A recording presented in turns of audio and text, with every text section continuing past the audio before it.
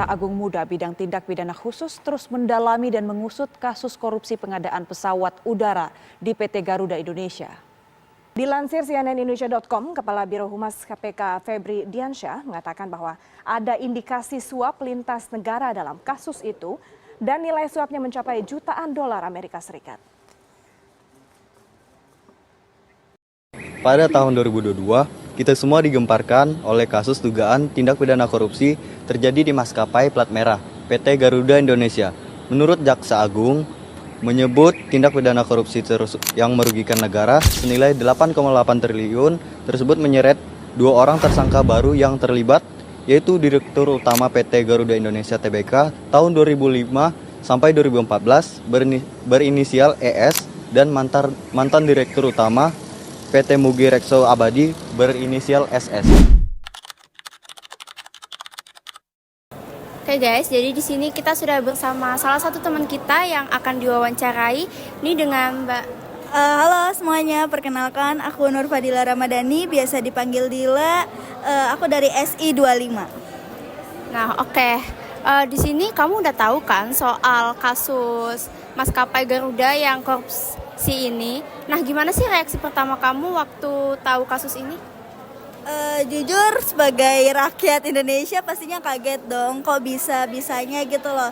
Garuda Indonesia ini kan BUMN milik negara, kok bisa-bisanya ngelakuin korupsi, dan kalau nggak salah nominalnya tuh udah sampai 8 triliunan gitu nggak sih? Kayak dengan uang yang kayak gitu kan bisa dipakai untuk hal yang lebih bermanfaat, kok bisa-bisanya dikorupsi gitu loh. Nah, kamu sebagai mahasiswa itu ngerasa dampaknya juga nggak sih dari kasus ini? Mungkin kalau dampak secara langsung pastinya enggak, karena karena saya masih mahasiswa tidak merasakan dampaknya secara langsung, tapi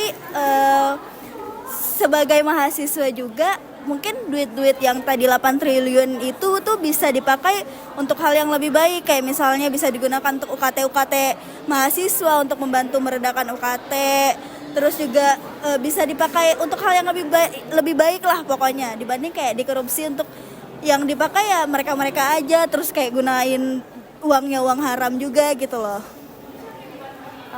Oke. Pesan kamu buat teman-teman mahasiswa soal korupsi ini apa?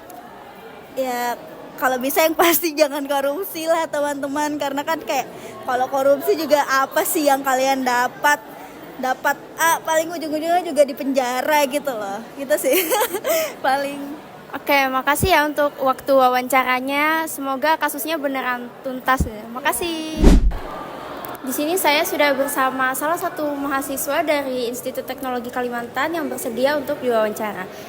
Di sini mbaknya dari mana dan namanya siapa?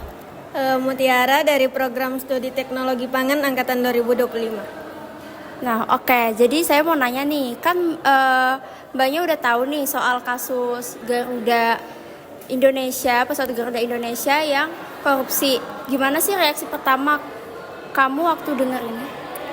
Jujur waktu pertama kali dengar agak kaget sih. Kan jadi maskapai Garuda tuh kan udah punya nama besar ya, udah kita tahu pastilah. Terus ada kasus buruk kayak gini nih, kaget, terus sangat disayangkan juga. Nah, sebagai mahasiswa, apakah kamu ngerasa sedikit dampaknya dari korupsi ini? Sebenarnya kalau ngerasa secara langsung sih enggak, tapi kalau dipikir-pikir kan itu angka korupsinya lumayan besar ya. Bukan lumayan, tapi udah besar banget. Jadi seandainya misalnya uangnya itu enggak dikorupsi, terus dimanfaatkan ke kita misalnya sebagai penerima beasiswa, bisa sangat berguna. Tapi karena dikorupsi jadinya kayak gitu, sia-sia juga. Ada nggak sih pesan-pesan buat teman-teman mahasiswa soal isu korupsi ini? Kalau buat mahasiswa, menurutku karena mahasiswa itu punya peran penting ya, harusnya bisa bersuara. Jadi isu-isu ini tuh nggak boleh diabaikan, nggak boleh dibiarkan lewat gitu aja, tapi harus dipedulikan, terus disuarakan juga. Ya mungkin itu aja pertanyaan yang bisa aku tanyakan. Makasih atas waktunya ya. Terima kasih. Halo semua, selamat malam. Perkenalkan, nama saya Fadia Zahra dari Institut Teknologi Kalimantan, Prodi Teknologi Pangan dengan NIM 1925-1045. Jadi di sini saya akan mewawancara salah satu masyarakat terkait kasus korupsi pesawat Garuda yang sempat viral kemarin. Mungkin dari Ibu bisa perkenalan dulu. Perkenalkan, nama saya Ibu Ita dari Batu Ampar Lestari. Oke, baik Ibu, di sini saya akan bertanya terkait kasus pesawat Garuda yang korupsi. Kira-kira apakah Ibu sudah tahu dan reaksi Ibu kira-kira apa? Ya, saya sudah tahu. Ya, jujur aja saya kecewa ya, karena maskapai Garuda itu kan maskapainya nasional yang sangat dibanggakan oleh negara kita. Ya, kita merasa dikhianati gitu. Oke, baik. Kira-kira apakah Ibu merasakan dampak dari kasus ini? Menurut Ibu sendiri gimana?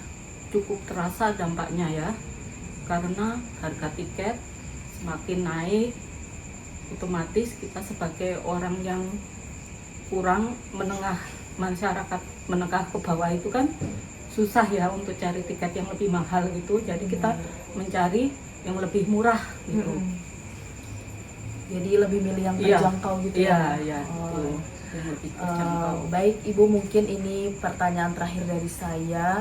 Dengar-dengar sih saya tahu kerugian dari kasus maskapai pesawat Garuda yang viral ini, korupsi ini, yaitu 8,8 triliun. Uang sebesar itu kira-kira bakal dipakai buat apa sih dengan korupsi ini? Ya, itu 8,8 miliar itu triliun itu cukup besar ya. Sebaiknya ya digunakan untuk menurunkan tiket kan, harga tiket supaya kita lebih terjangkau gitu. Ya, lebih murah. Terus lebih murah. Terus membangun infrastruktur gitu Ya. kan. Oke, fasilitas-fasilitas Iya, gitu ya dan Ibu ya? fasilitas umum yang Fasilitas umum. lebih bagus seperti itu. Baik Ibu, mungkin sekian pertanyaan singkat dari kasus korupsi pesawat Garuda yang saya tanyakan kepada Ibu. Mungkin kurang lebihnya mohon maaf. Wassalamualaikum warahmatullahi wabarakatuh dan selamat malam. Halo semuanya, di sini saya bersama pihak masyarakat yang ingin diwawancari. Di sini dengan Mas siapa?